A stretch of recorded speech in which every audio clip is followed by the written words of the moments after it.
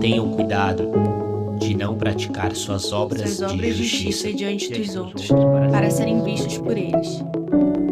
Seu Pai, que vê o que é feito em segredo, o recompensará.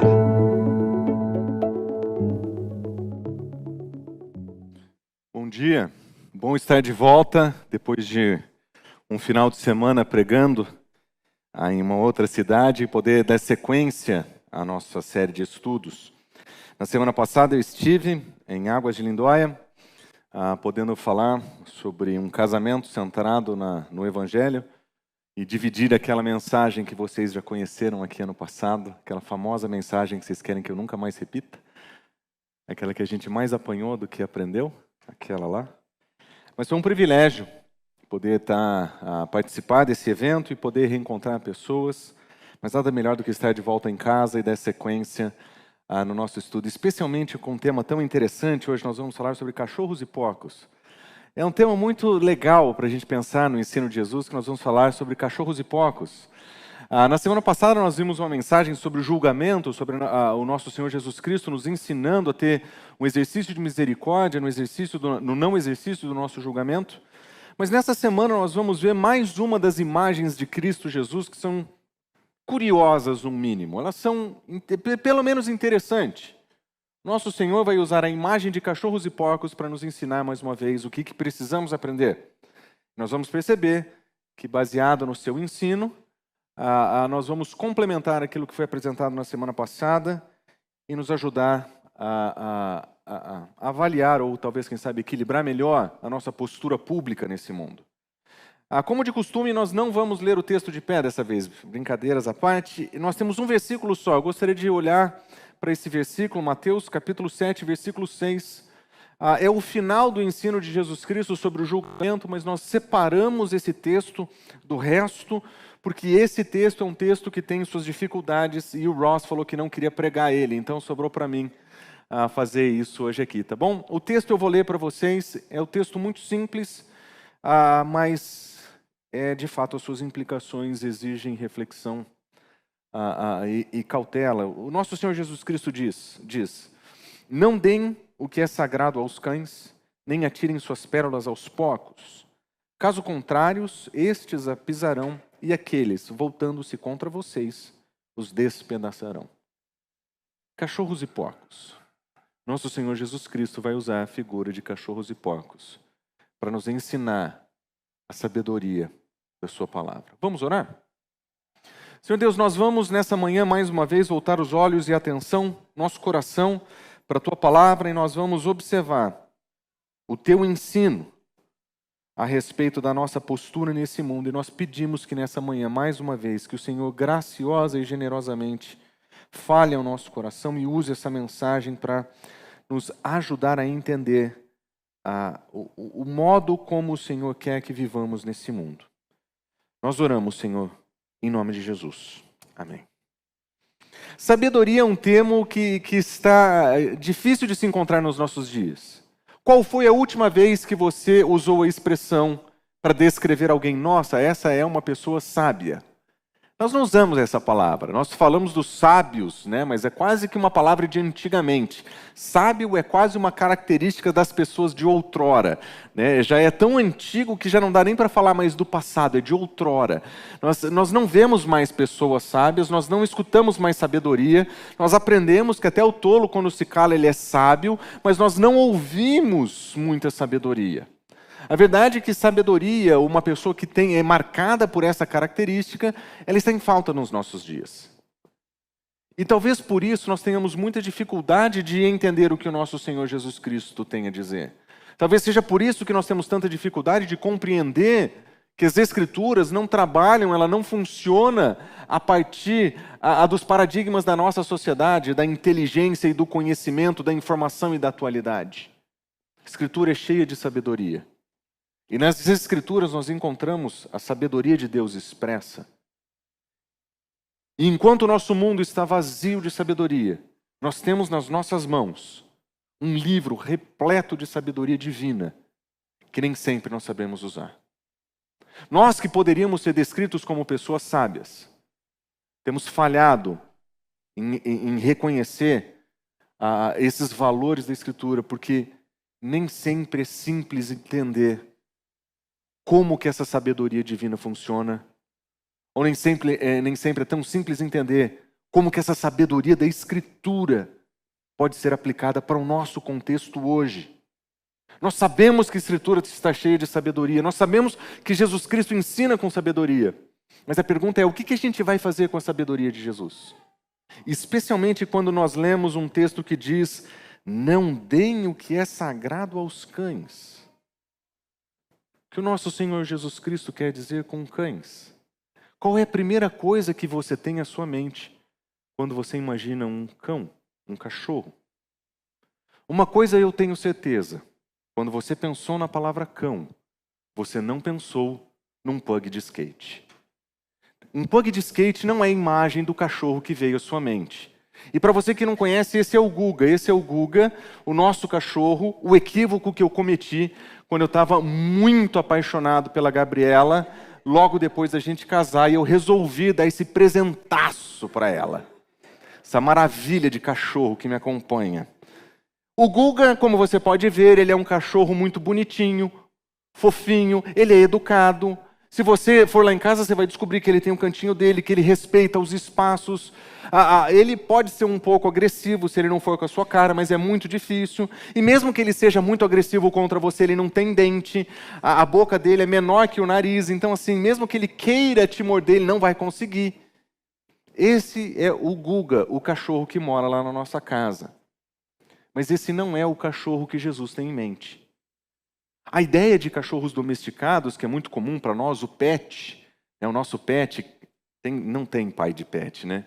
Não tem, eu não vou nem fazer essa pergunta. Pai de pet, né? Quem que é pai de pet? Nos nossos dias, os cachorros são os nossos fofinhos, os nossos fofuchos. Mas deixa eu ler para vocês como que os judeus viam os cachorros, os cães naqueles dias. Em 1 Reis nós vemos a seguinte história.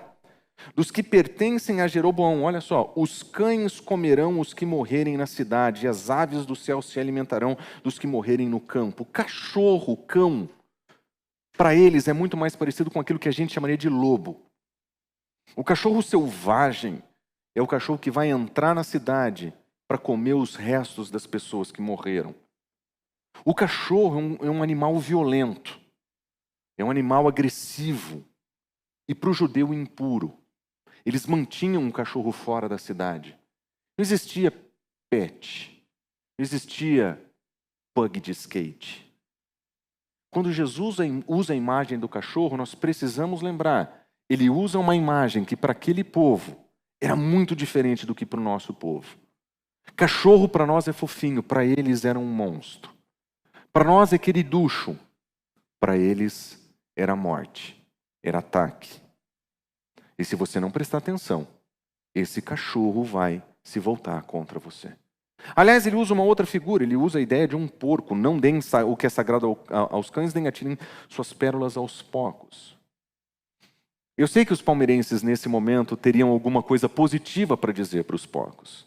E exceto a nossa feijoada, o bacon, o toicinho, a panceta, nós temos poucas coisas boas também para dizer sobre porcos, mas nos dias de Jesus, era a característica de um animal impuro. Você lembra quando Jesus conta a história de um garoto que se despede do seu pai com dinheiro e ele foge para viver a sua vida? Qual que é o fundo do poço na história de Jesus? Esse garoto teve que cuidar de porcos numa terra estranha. Porcos era o fundo do poço. Pior do que ter acabado com todo o dinheiro do pai. Pior do que ter sido, do que abandonar seu próprio pai, sua própria família para viver uma vida desregrada. Pior do que tudo isso era ficar perto de um porco. Então, quando o nosso Senhor Jesus Cristo usa a imagem de cão e de porco nesse texto, o nosso Senhor Jesus Cristo não evoca o nosso sentimento positivo ao pug de skate ou ao toicinho. Nosso Senhor evoca duas imagens imundas. Nosso Senhor evoca duas imagens repugnantes. E o que ele quer dizer é que nós não devemos entregar o que é sagrado aos cães ou as pérolas aos porcos, porque, caso contrário, diz ele, estes, os porcos, vão pisar nessas pérolas. Ou aqueles, os cães, voltando-se contra vocês, eles despedaçarão. O cachorro era esse animal que o despedaçaria. A imagem que o nosso Senhor está usando é uma imagem muito forte, que exige profunda cautela e atenção. Ele está descrevendo um aviso, isso é um alerta. E no seu alerta ele diz, não dê o que é sagrado, ou as suas pérolas. Nós não sabemos exatamente o que é sagrado significa, porque o nosso Senhor Jesus Cristo não explicita isso. Mas nós sabemos que é algo profundamente valoroso, porque no paralelismo que ele usa, o que é sagrado é também entendido como uma pérola, aquilo que tem grande valor. E quando nós entendemos as imagens que ele usa aqui, nós começamos a compreender que o nosso Senhor Jesus Cristo está dando um alerta.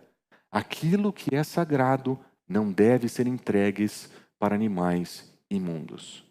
Aquilo que é pérola não pode ser dado a porcos. E a razão para isso é que os porcos vão pisar nas pérolas, eles não sabem o que fazer com elas. Entregar pérolas aos porcos é desperdiçar algo de profundo valor, porque eles não sabem apreciar, eles não conseguem compreender o valor que tem. Ele não está dizendo que quando nós jogamos pérolas aos porcos, eles fazem colares para suas esposas. Não, eles pisam na lama. Mas existe um perigo maior quando nós entregamos aquilo que é sagrado aos cães. E esses cães, ao invés de aproveitarem aquilo que é sagrado que lhes foi entregue, eles se voltam contra nós para nos atacar. Eles vão nos despedaçar. Existe um perigo, um desperdício e um perigo. A imagem de Jesus é um alerta. Mas o que ele quer dizer com isso? Bom, o que é sagrado é muito difícil entender, mas como o texto fala sobre nós sermos despedaçados, algumas pessoas entendiam que dar aos cães o que é sagrado seria de alguma forma usar aquilo que havia sido sacrificado no templo, entregar aquilo aos cães e dizer, olha, aquele cão que está com muita fome vai comer aquilo que foi sacrificado no templo e aquele cachorro pode se voltar contra você. Seguindo essa linha, alguns autores antigos, e talvez a mais antiga interpretação, significava que nós não poderíamos dar o que era sagrado, e nesse caso, um relato da própria ceia. No Didaquê nós lemos, o Didaquê é um antigo escrito cristão que diz o seguinte, vocês não podem permitir que alguém coma ou beba da Eucaristia, ou seja, da ceia do Senhor, exceto os batizados, pois referindo-se a isso, nosso Senhor disse, não dei o que é sagrado aos cães. Nesse texto, os cães são os cristãos não batizados. Ele está dizendo, você não pode entregar o que é sagrado a pessoas não batizadas. E é mais ou menos nesse momento que a igreja convencionou que a ceia só poderia ser oferecida para pessoas que eram batizadas. Mas é muito difícil saber como é que eles chegaram nessa conclusão. E me parece que o nosso Senhor Jesus Cristo deixa algumas dicas para nós no seu ensino, sobre o que ele quer se referir com o que é sagrado, que claramente não tem nada a ver com a ceia. Na verdade, quando ele ensina sobre o reino dos céus, em Mateus capítulo 13, ele diz o seguinte, o reino dos céus é como um negociante que procura pérolas preciosas.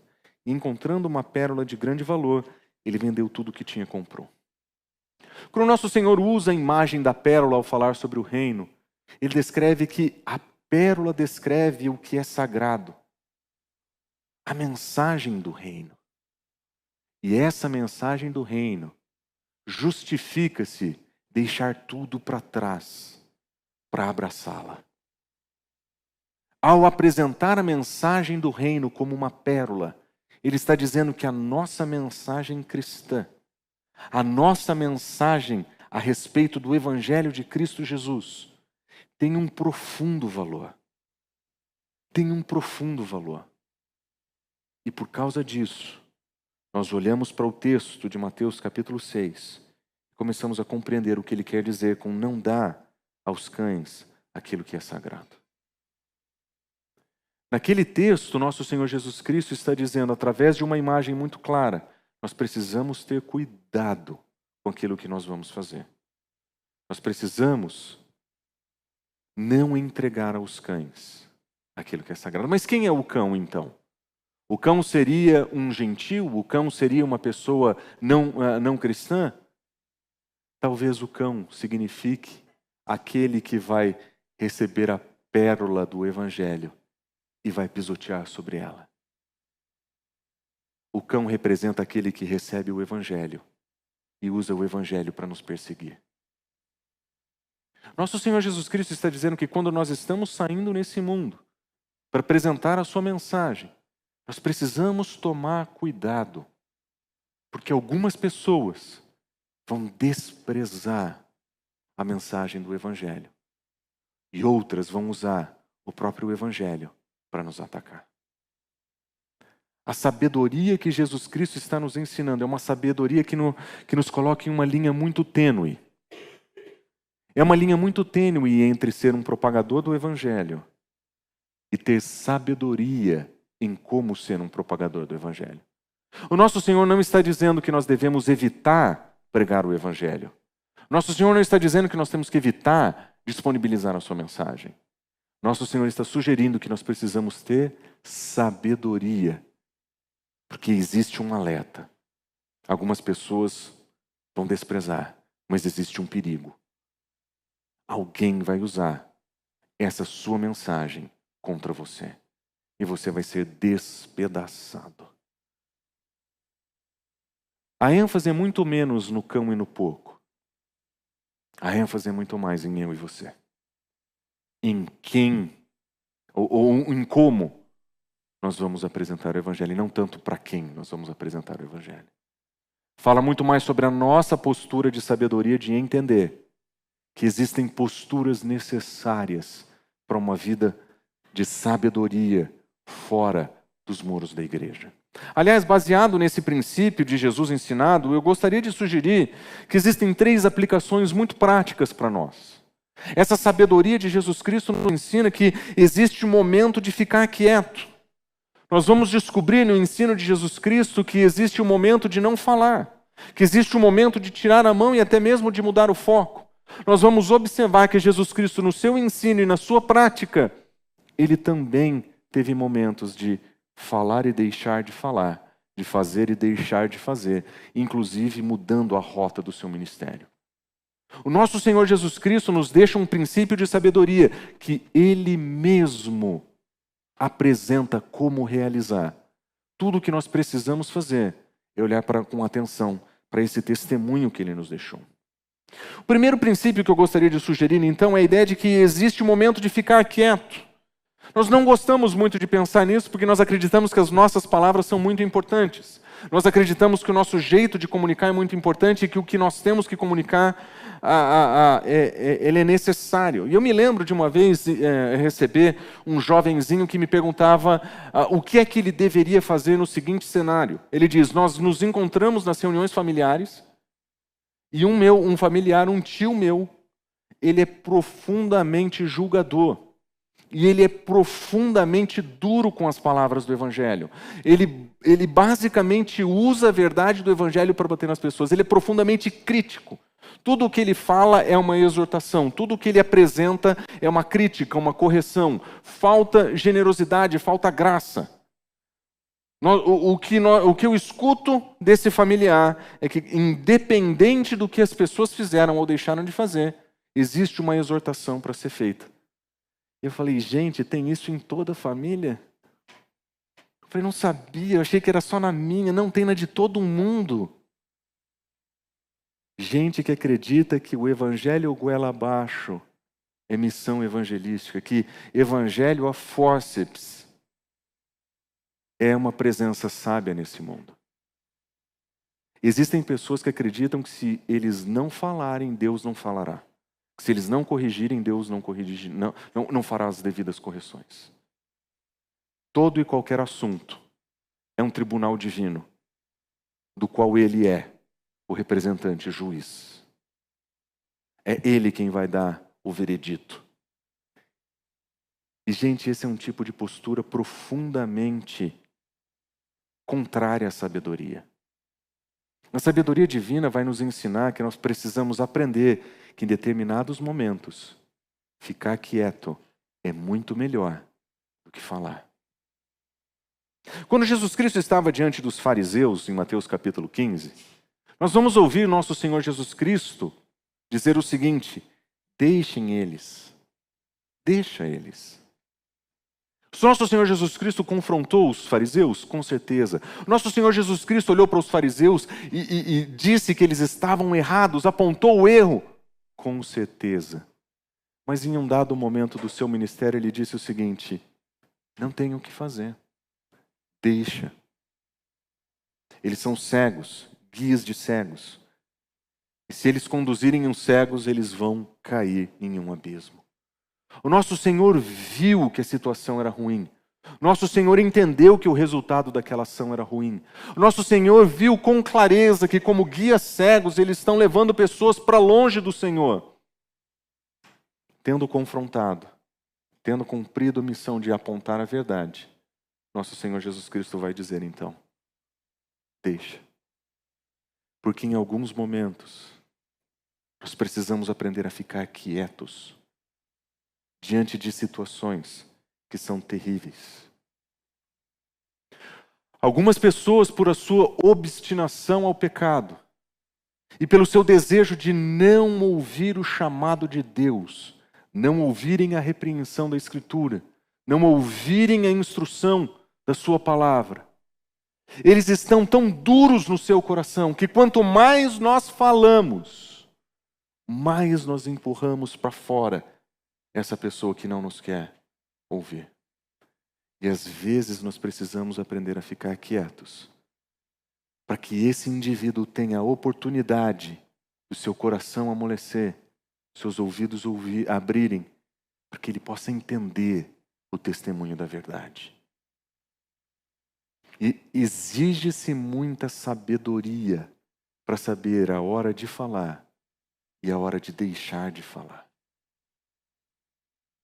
Quando o profeta Amós estava enfrentando uma situação de devastação no seu povo, ele se levantou como profeta e ele descreveu de maneira dura e enfática aquilo que Deus estava dizendo para um povo que não queria ouvi-lo.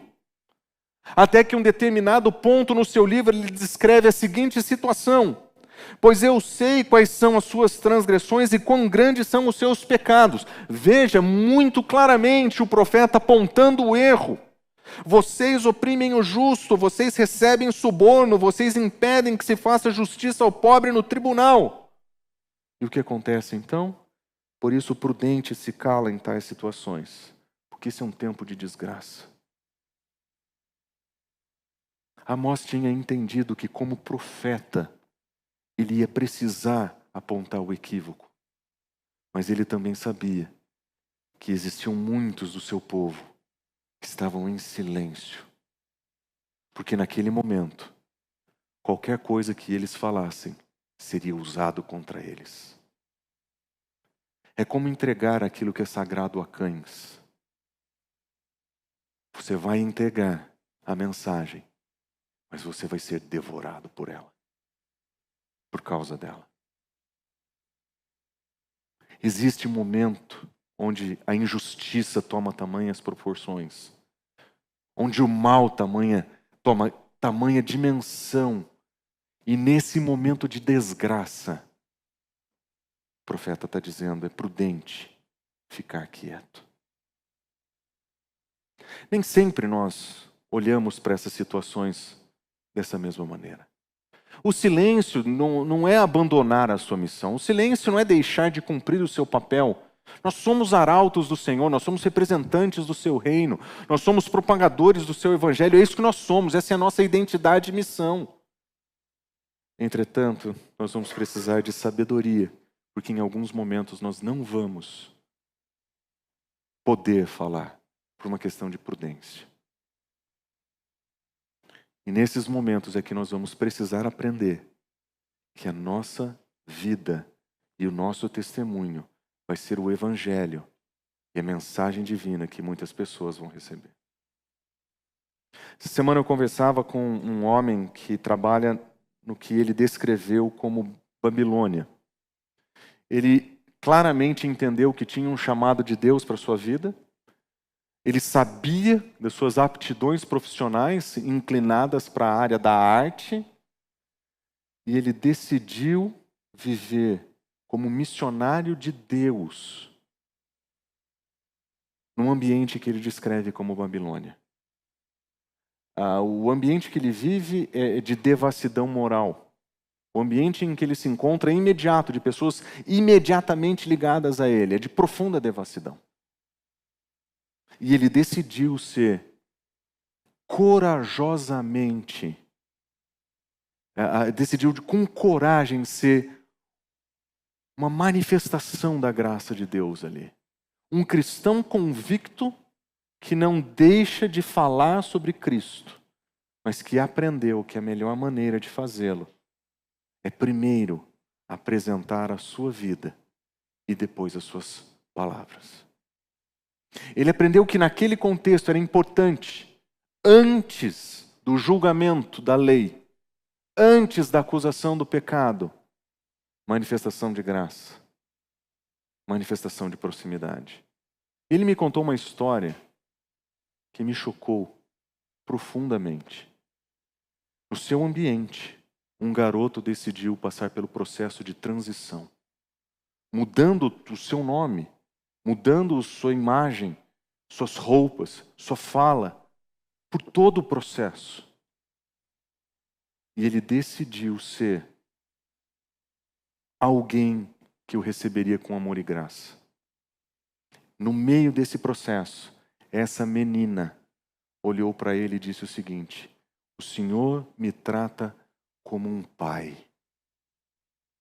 E ele falou: é porque eu tenho um pai amoroso.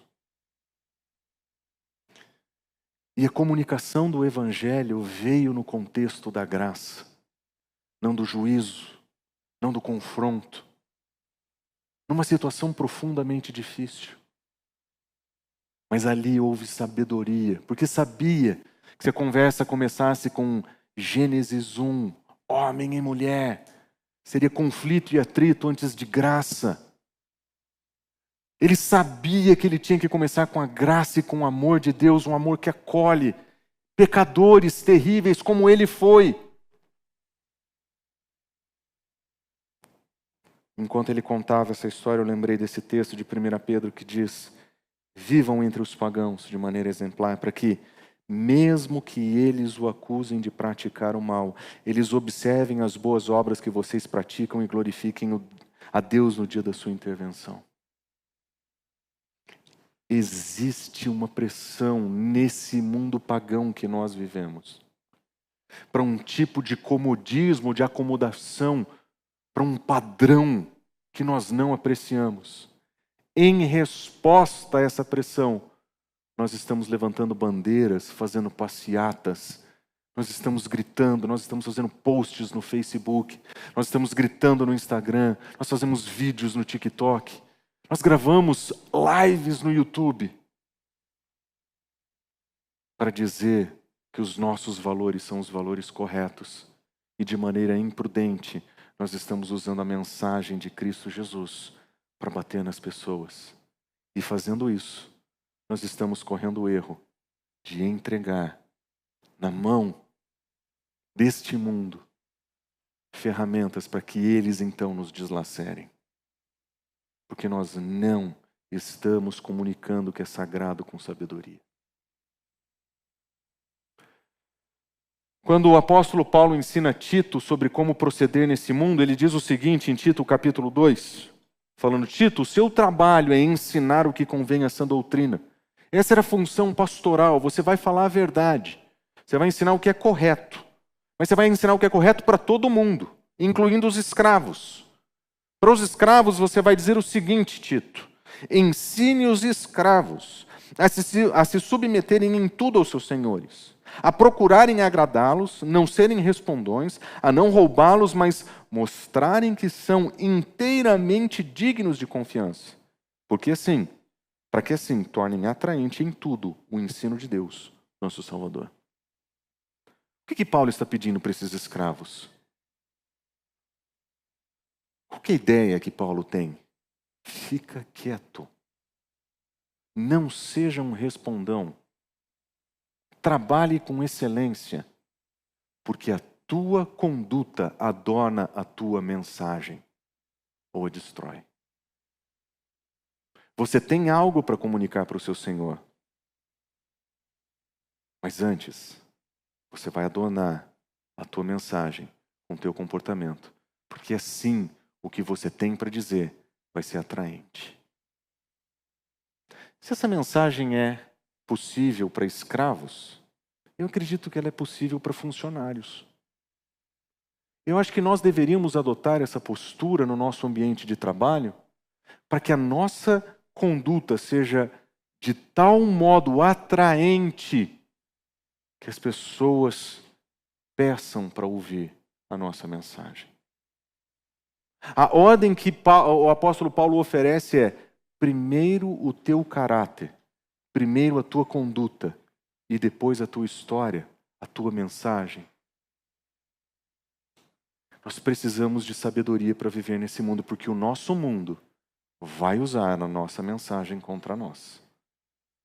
São os nossos vídeos do YouTube que passam nos jornais falando mal sobre nós. São as nossas lives que têm aparecido nas mídias sendo usada contra nós. Nós não temos tido sabedoria no modo como nós vamos falar sobre o Evangelho da Verdade. E nós estamos nos esquecendo que a mensagem que nós temos que proclamar não pode vir desassociada de um caráter e de uma conduta. Nós precisamos de sabedoria. Em momentos de desgraça, como nós vimos em Amós acontecendo, o silêncio não deve ser omissão, mas deve ser parte de uma estratégia para comunicar com clareza o Evangelho. Ficar quieto é estratégico, especialmente quando nós estamos em momentos onde as pessoas estão se levantando contra nós. E nesse momento cultural em que nós estamos sendo atacados, nós precisamos aprender a ter cuidado com o que nós vamos falar, com o como nós vamos falar, com para quem nós vamos falar. Nós não vamos deixar de proclamar, mas nós vamos precisar aprender que em alguns momentos é melhor começar com o silêncio. Além disso, nós vamos aprender que em alguns momentos a melhor coisa é tirar a mão. E essa é uma realidade que nós pais nós não conseguimos perceber muito bem. Nós pais acreditamos que quanto mais nós apertarmos os nossos filhos, quanto mais nós colocarmos a nossa pressão e o nosso domínio, mais santos eles vão sair no final. E isso não é verdade. Nós pais falhamos muito por acreditar que como representantes de Deus, nós devemos ser como Deus na vida dos nossos filhos. E isso não é verdade. Eu lembro muito bem de ter sido criado em um ambiente de missões. Nós éramos todos filhos de missionários. E todos os missionários haviam passado por um treinamento. Todos os missionários ensinavam as Escrituras. Todos os missionários tinham uma vida dedicada ao Senhor. Mas nem todos os missionários levavam essa vida para casa. E eu lembro muito bem de um ambiente profundamente legalista em que alguns dos meus amigos foram criados. Não pode isso, não pode aquilo, disciplina rígida atrás de disciplina rígida. Era tão duro aquele lugar, que um dia, conversando com um amigo, por volta dos seus 14 anos, ele disse: se eu puder viver a maneira mais desregrada do mundo, eu vou viver. E eu falei para ele: mas se você fizer isso, que esse era o grande medo nosso, se você fizer isso, você vai desautorizar o ministério do seu pai. E ele falou assim: eu não desejo nada mais no meu coração do que isso. Tamanho peso da culpa e da imposição do legalismo na vida dele. Que tudo que ele queria que seu pai fosse desautorizado no ministério. Nós precisamos aprender a tirar a mão também. Nós precisamos aprender a ensinar com graça. Não é que nós vamos abdicar da disciplina, claro que não. Mas se a gente acredita que quanto mais apertado o laço, quanto mais apertada a corda, quanto mais nós estamos pesando sobre as pessoas, mais efetivo é o resultado nós estamos nos enganando. Isso é profunda falta de sabedoria. E isso vale para as nossas relações públicas também. O modo como nós lidamos com pessoas lá fora. Quando o nosso Senhor Jesus Cristo chamou seus discípulos para a sua primeira missão, ele disse o seguinte em Mateus capítulo 10. Chamando os seus 12 discípulos, ele deu autoridade para expulsar espíritos imundos e curar de todas as doenças e enfermidades. E na sequência, depois de ter dito o que eles deveriam fazer, versículo 11 nós lemos: na cidade ou no povoado em que entrarem, procure alguém digno de recebê-los. E fiquem em sua casa até partirem. Ao entrarem na casa, saúdem-a. Se a casa for digna, que a paz de vocês repouse sobre ela. Mas se a casa não for, que a paz retorne para vocês. E no versículo seguinte, então, nosso Senhor diz: mas se alguém não os receber, nem os ouvir, sacudam a poeira dos pés quando saírem daquela casa ou daquela cidade. A imagem de sacudir os pés, ou limpar os pés, ou sacudir a poeira, é basicamente o ato de dizer que aquela bênção que eu proferi para você, que você rejeitou, que se torne maldição contra você. O que o nosso Senhor Jesus Cristo está dizendo é, quando os discípulos saíssem pelo mundo, eles deveriam apresentar a mensagem do reino. Mas se as pessoas estiverem com um coração duro e não os quisessem receber, ele está dizendo que Deus cuide da sua vida. Ele não está dizendo bata com mais força, entre com mais afinco, faça com mais garra. Ele está dizendo, você vai sacudir os seus pés. Você vai levantar a poeira e vai dizer, agora vocês estão com o Senhor. Não é uma postura fácil de fazer. Mas o nosso Senhor Jesus Cristo está dizendo que existe ocasiões em que nós precisamos tirar a mão. E às vezes, quando nós tiramos a mão, o nosso Senhor pesa a dele. Porque quando os discípulos diziam, olha, essa aqui não é uma casa digna, eles estão debaixo da poderosa e justa mão de Deus. E Deus vai lidar com aquela pessoa. Quando nós pais olhamos para os nossos filhos, é claro que nós não queremos sacudir as poeiras e falar, olha filho, agora se vira. Né? Mas nós vamos ter que aprender que em alguns momentos, a gente vai ter que dizer, Senhor, o Senhor tem que curar o coração. Como é que você vai curar a soberba do seu filho? Você tem antídoto para a soberba? Existe vacina anti-soberba? Não tem. Existe remédio? Não tem. É uma doença interna do coração do seu filho. Sem a graça do Senhor, ela é incurável. Se você apertar para humilhá-lo, ele vai ser mais humilde? Quem te garante?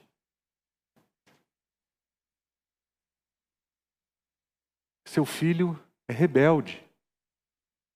Tem remédio para rebeldia? Tem, mas ele vai ficar drogado. Não vai tratar o coração dele. Ele vai ficar medicado, vai responder bonzinho, mas enquanto a droga estiver fazendo efeito sobre o coração rebelde dele. Se você for mais duro com seu filho, ele vai ser menos rebelde ou mais rebelde? Você consegue garantir o resultado? Tem cura para a rebeldia do seu filho fora da graça do Senhor? Não tem. Tem hora que nós precisamos dizer, Senhor, nós não podemos fazer nada aqui. Que o Senhor coloque sua mão sobre eles.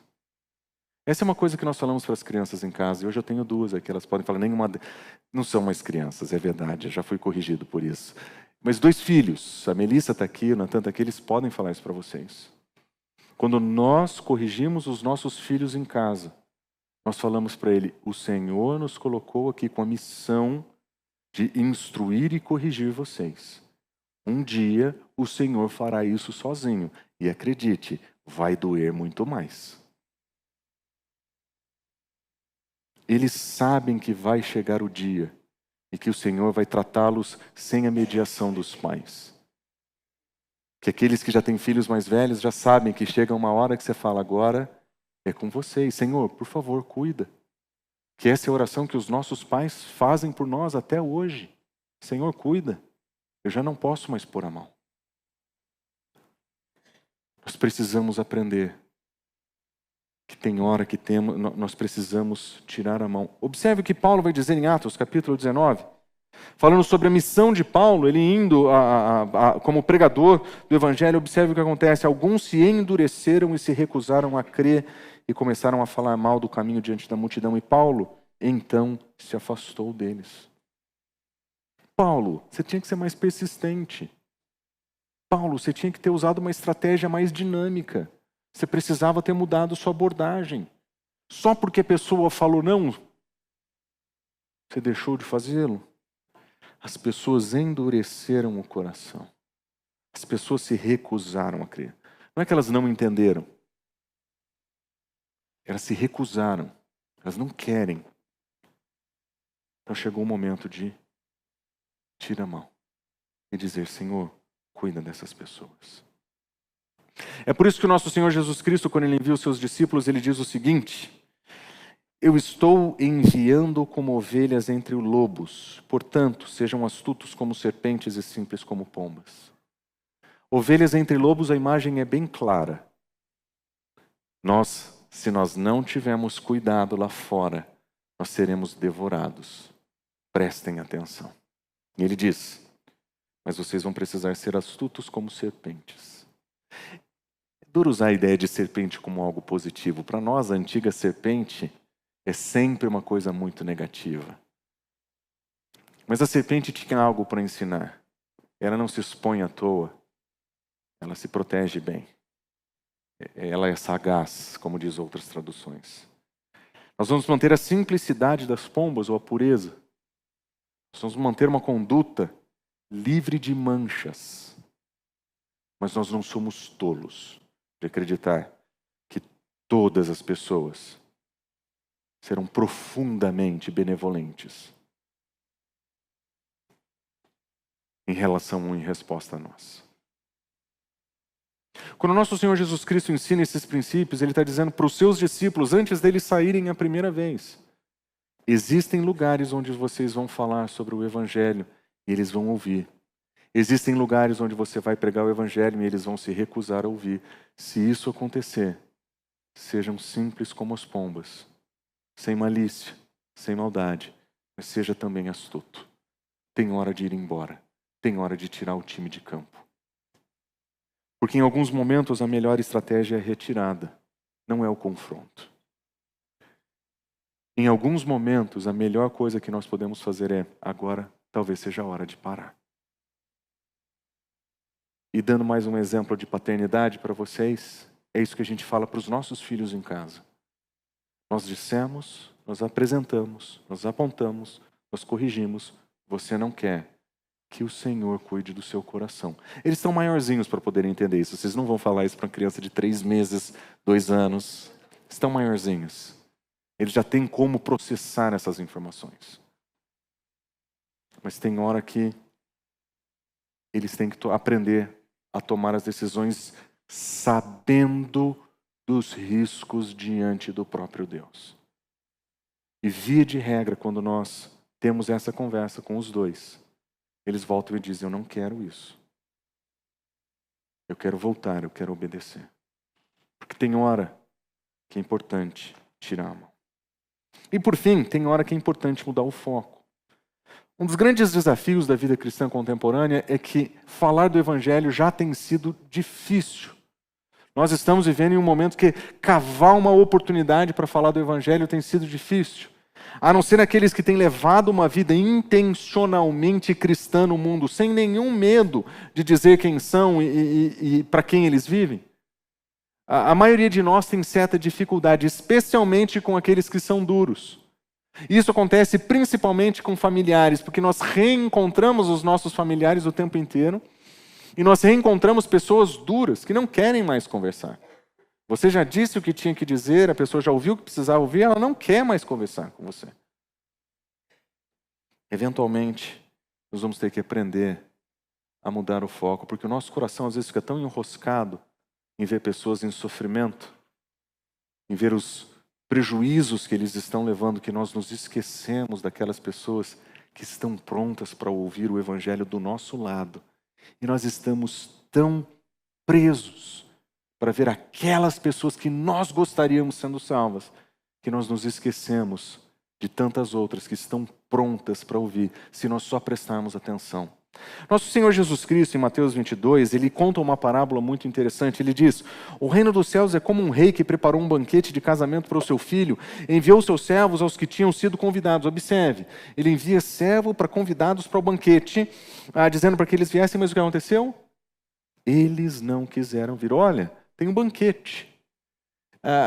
Para mim esse convite era suficiente, não precisa nem dizer quando e onde. Tem banquete, já tinha resolvido para mim. Mas essas pessoas não quiseram ir.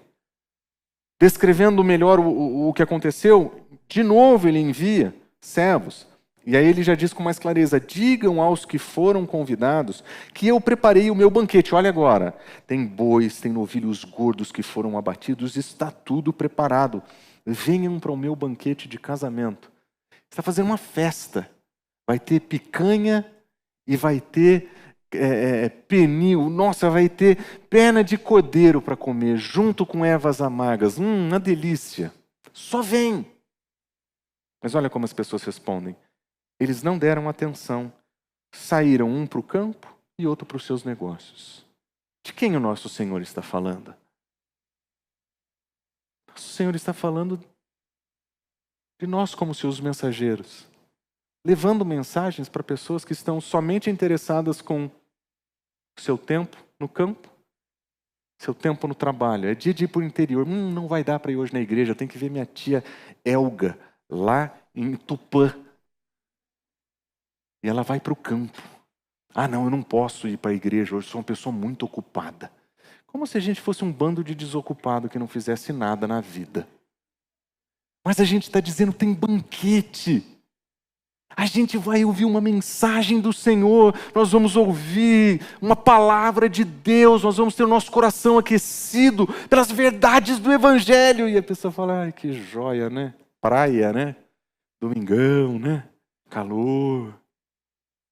O Senhor Jesus Cristo está contando uma história que descreve exatamente o mundo que a gente vive. Então o que o nosso Senhor conta nessa história?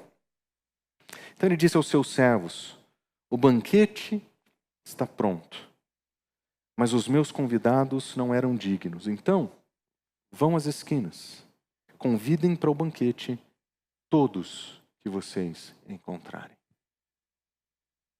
A estratégia do nosso Senhor não é tentar convencer quem não quer. Ele diz que não quer. Ele se recusou a ouvir. Está com o coração fechado. Já decidiu que não quer mais ouvir. O coração dele está travado. O que você vai fazer então? Você vai mudar o foco. Vamos levar o convite para quem quiser. E ele diz: então saíram os servos para ruas e reuniram todas as pessoas que puderam encontrar, gente boa e gente má. Tinha gente boa, tinha gente má. Mas agora eles são convidados do banquete. Às vezes nós estamos tão presos com aquele querido parceiro de trabalho, com o coração fechado, ateu de carteirinha, que não quer mais conversar com você sobre o Evangelho.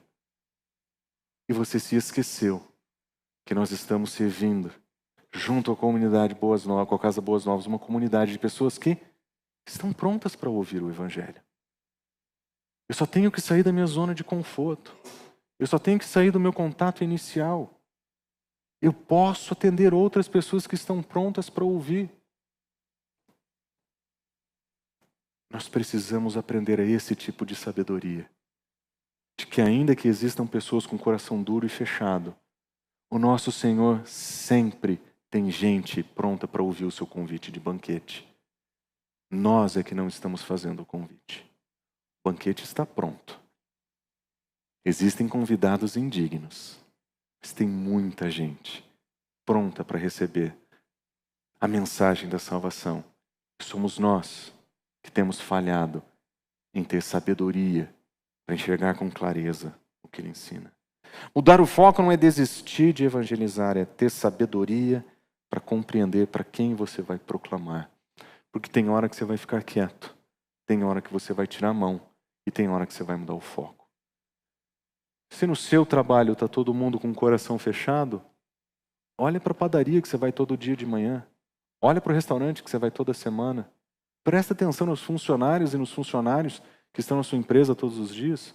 Preste atenção nos seus clientes. Olha para fora. Tem mais gente para ouvir o Evangelho.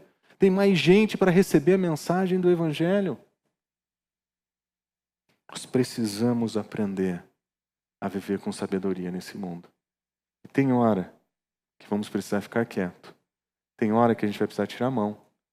Tem hora que a gente vai precisar mudar o foco. E o que nós aprendemos então?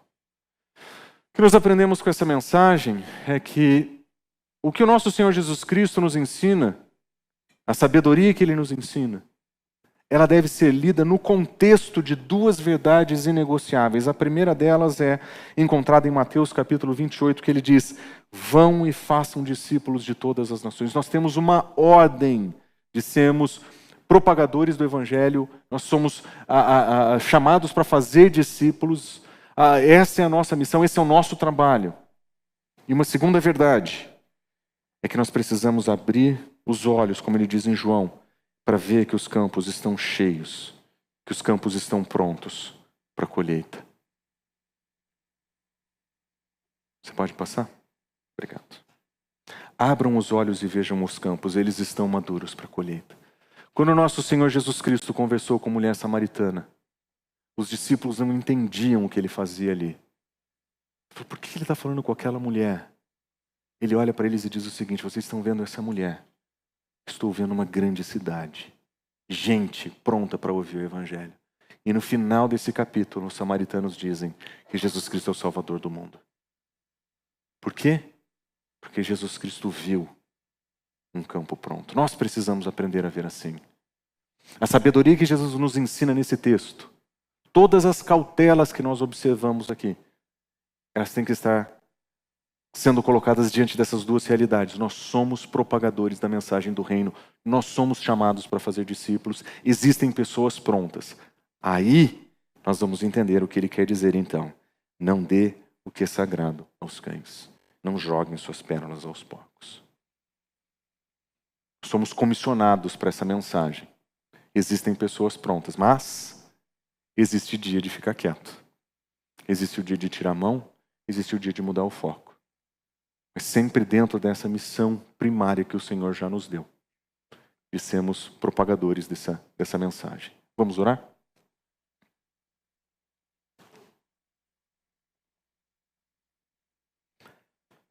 Senhor, compreender a Tua sabedoria sempre exige de nós atenção. Compreender a Tua sabedoria muitas vezes é equilibrar princípios e evitar os extremos.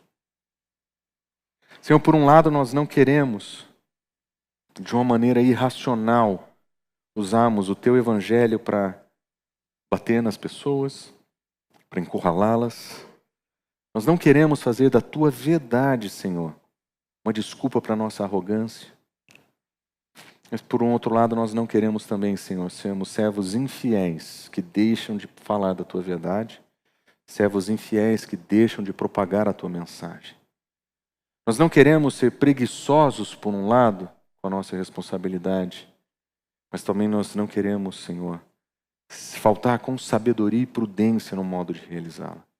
Nós queremos ter coragem e convicção, mas nós queremos isso com prudência também. Nós somos testemunhas da Tua ressurreição, nós somos propagadores do Teu Evangelho, mas nós vivemos em um mundo, Senhor, que tem usado a nossa mensagem contra nós. Nós precisamos de sabedoria.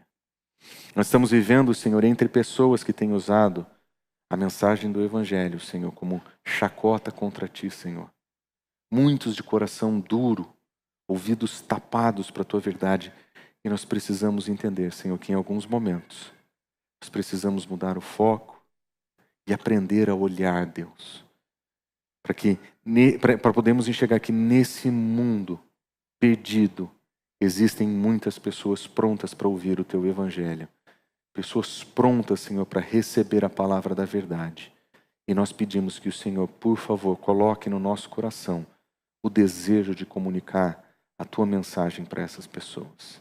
Que essa igreja seja conhecida, Deus, por ser testemunha da tua ressurreição, sábia na sua postura no mundo, com diligência e sabedoria, mas com uma coragem que vem do Senhor, para pregar, Senhor, a tua palavra com clareza e para buscar pessoas que querem receber essa mensagem e ouvi-la, Senhor.